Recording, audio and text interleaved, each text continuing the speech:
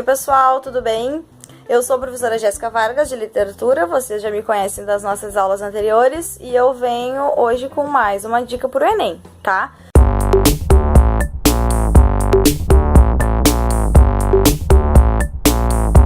Não te esquece de curtir a página, de te inscrever no canal para ficar ligado em todas as dicas de todas as disciplinas, tá certo?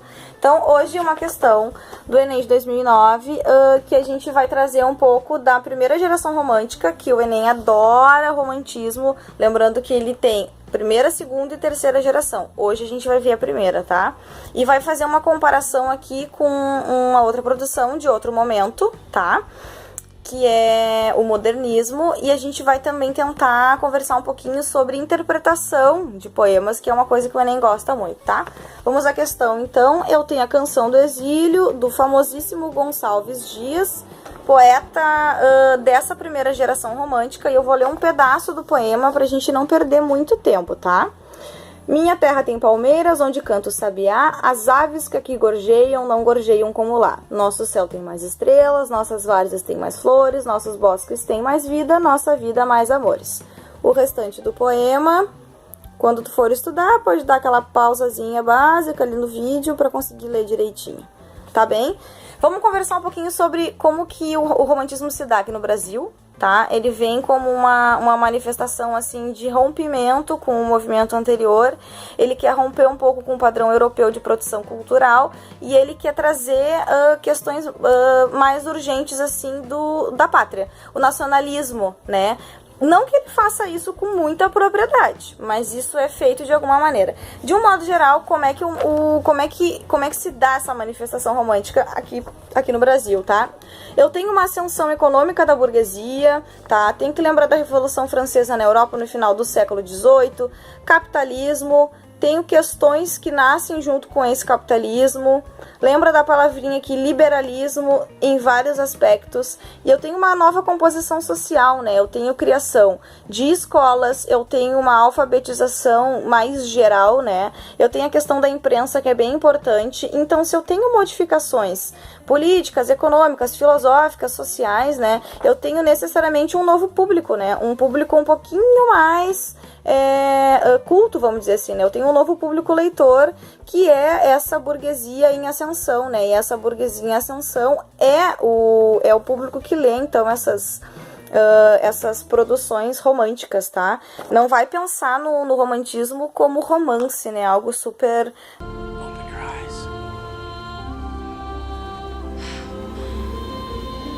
Não é bem isso, né? Eu posso ter características dessa forma no romantismo, mas não é só isso, tá?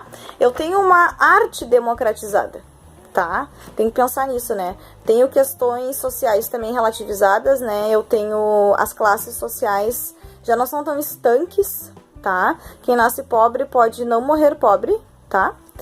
Vamos pra questão, vamos voltar pra questão. Não vamos voltar pra questão, vamos falar um pouquinho do Gonçalves Dias, tá? Qual é essa primeira geração romântica, tá? Quais são as características principais? É aquilo que eu falei, né? Reforçar o nacionalismo, esse nacionalismo ufanista. As principais características: a valorização do índio, da natureza, a saudade da pátria. E aí eu trago na Canção do Exílio a saudade da pátria com os aspectos, essas características da natureza, né? Religiosidade e o amor impossível. Aqui eu tenho um pouco do amor romântico, tá? O início do romantismo se dá com suspiros poéticos e saudades do Gonçalves de Magalhães, e o nosso poeta da vez é o Gonçalves Dias, super importante. Aquela produção que lembra um pouco o índio, o Ijuca Pirama.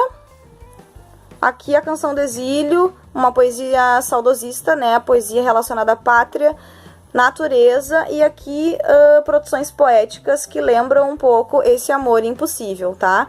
Lembrando que esse índio do Ijuca Pirama, ele não é um índio como a gente conhece, né? Ele é, entre aspas, o bom selvagem, ou seja, ele não se parece com um índio, né? Ele mais parece um europeu que vive na selva, né?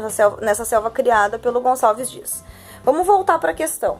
Aí eu tenho uma paródia, guarda essa palavra, da Canção do Exílio, né? Uma nova forma de pensar a Canção do Exílio, que é feita pelo Oswald de Andrade, poeta moderno, tá? No Canto de Regresso à Pátria, que eu também vou ler com vocês, tá? Minha terra tem palmares, onde gorjeia o mar. Os passarinhos daqui não cantam como os de lá. Minha terra tem mais rosas e quase tem mais amores. Minha terra tem mais ouro, minha terra tem mais terra. Ouro, terra, amor e rosas, eu quero tudo de lá. Não permita, Deus, que eu morra sem que eu volte para lá. Não permita, Deus, que eu morra sem que eu volte para São Paulo, sem que eu veja a Rua 15 e o progresso de São Paulo. Tá? Qual é o questionamento da questão, então, né? Os textos A e B, escritos em contextos históricos e culturais diversos, marquei essa informação, tá? Enfocam o mesmo motivo poético, a paisagem brasileira em entrevista à distância. Ele tá dizendo que os momentos são diferentes e que, as poesias, elas têm as mesmas motivações, tá? Então, analisando isso, né? Analisando-os, conclui-se que o ufanismo, a atitude de quem se orgulha excessivamente do país em que nasceu e o tom de que se revestem os dois textos. É o tom que se revestem os dois textos, né?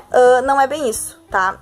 Eu tenho, na verdade, uma exaltação na pátria do primeiro e não necessariamente uma exaltação da pátria no segundo texto. Tá, eu tenho que me lembrar disso, né? Apesar dessa abordagem do mesmo tema, né? O segundo texto, o texto B, ele revisita a pátria de uma forma muito mais crítica, tá? E o texto A não, é o embelezamento da pátria, né? Como se ela fosse um lugar perfeito, tá?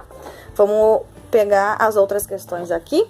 A exaltação da natureza é a principal característica do texto B, que valoriza a paisagem tropical realçada no texto A. Também não, né? Pelos mesmos motivos que eu trouxe agora na explicação da alternativa A. Letra C, que é a nossa resposta, né? Vamos ver qual é. O texto B aborda o tema da nação como o texto A, mas sem perder a visão crítica da realidade brasileira. É isso daí, tanto que ele traz ali, né? Progresso de São Paulo, né? Então ele traz questões assim muito mais atuais, né? O texto B, em oposição ao texto A, revela distanciamento geográfico do poeta em relação à pátria. Não é em oposição, tá? A própria questão tá me dizendo que isso que é alguém que vê a pátria de longe, tá? Ambos os textos apresentam ironicamente a paisagem brasileira. Apenas o texto 2 pode fazer isso, né? Lembra das características do romantismo. Ele não se presta para isso, tá? O que mais que eu tenho aqui, ó? O Oswald de Andrade, vamos lembrar aqui, né? Quem é o Oswald de Andrade, né? Ele é um poeta moderno, tá? Ele faz, então, paródia da Canção do Exílio. E eu tenho que lembrar que o modernismo trata do quê? Liberdade de expressão. Eu tenho um verso muito mais livre, né? Eu não tenho a poesia com rima, com métrica e tal, que ainda é uma característica lá do romantismo, certo? E traz questões muito mais do cotidiano e eu tenho que lembrar disso, tá?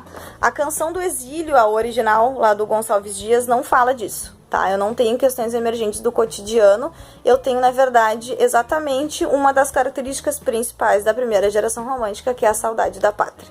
Tá certo? Pessoal, beijos, até a nossa próxima dica e espero que eu tenha ajudado vocês um pouquinho, tá bom? Tchau, tchau!